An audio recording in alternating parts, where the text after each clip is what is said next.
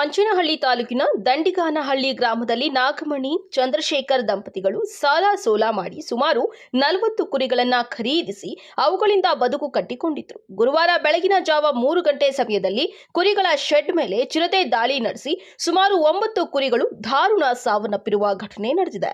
ಅರಣ್ಯ ಅಧಿಕಾರಿಗಳು ಸ್ಥಳಕ್ಕೆ ಭೇಟಿ ನೀಡಿ ಪರಿಶೀಲನೆ ನಡೆಸಿದ್ದಾರೆ.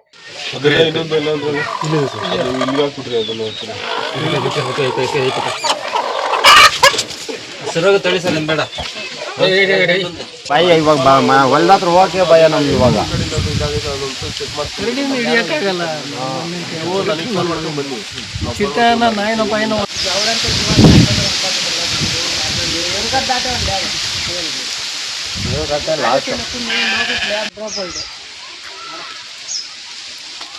ಕುಚ್ಚಿ ತರ್ಪಣಿ ಕೊಟ್ಟಲ್ಲಕ್ಕೆ ಆ ಟೆಂಕಮಾನ್ಲು ಇಂದೂರು ನೀಡಿಸ್ತೆ ಆತ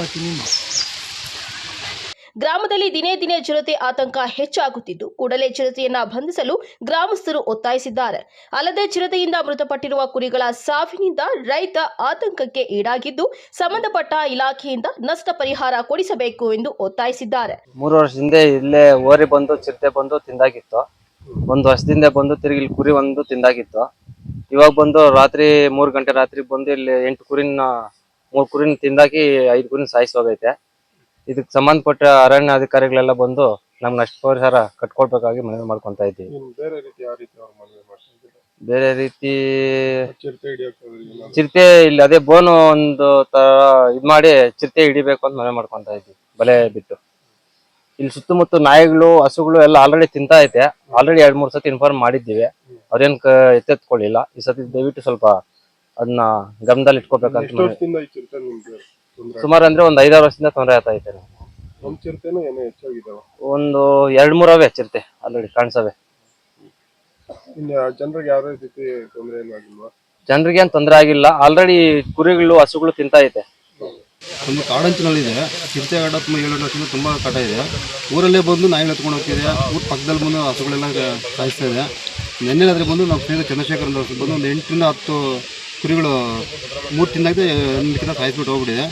ಈ ಕೂಡಲೇ ಅರಣ್ಯ ತಕ್ಷಣವೇ ಬೋನ್ ಇಟ್ಟು ಬಂದಿ ಮಾಡಿ ಬೇರೆ ಕಡೆ ಬಿಡ್ಬೇಕು ಅದನ್ನ. ಇಲ್ಲಾಂದ್ರೆ ಇಬ್ಬರು ಜನಗಳೆಲ್ಲ ತುಂಬಾ ಭಯದಿಂದ ಓಡಾಡ್ಬೇಕಾದ್ರೆ ಅದು ಕಾಡಂಚಿ ಪಕ್ಕದಲ್ಲಿ ಜಮೀನುಗಳಿದಾವೆ. ಅದು ಒಂದು 7-8 ಜನ ಸಂಸಾರಗಳು ಕೂಡ ಜಮೀನುಗಳಲ್ಲಿ ಇದ್ದಾರೆ.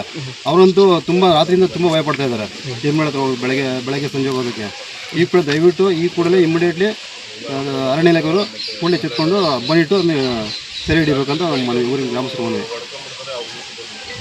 ಒಟ್ನಲ್ಲಿ ಬೆಟ್ಟದ ತಪ್ಪಲಿನ ಗ್ರಾಮಗಳ ಗ್ರಾಮಸ್ಥರು ಚಿರತೆ ಭಯದಿಂದ ಬದುಕು ಸಾಗಿಸುವಂತಾಗಿದೆ. ಏನಾದರೂ ಸಂಬಂಧಪಟ್ಟ ಇಲಾಖೆ ಎಚ್ಚೆತ್ತುಕೊಂಡು ಚಿರತೆಯನ್ನ ಸೆರೆ ಹಿಡಿಯಲು ಸೂಕ್ತ ಕ್ರಮಗಳನ್ನು ಕೈಗೊಳ್ಳುವರ ಕಾದು ನೋಡಬೇಕಾಗಿದೆ. Nasir, MMTV news, Manchenahalli.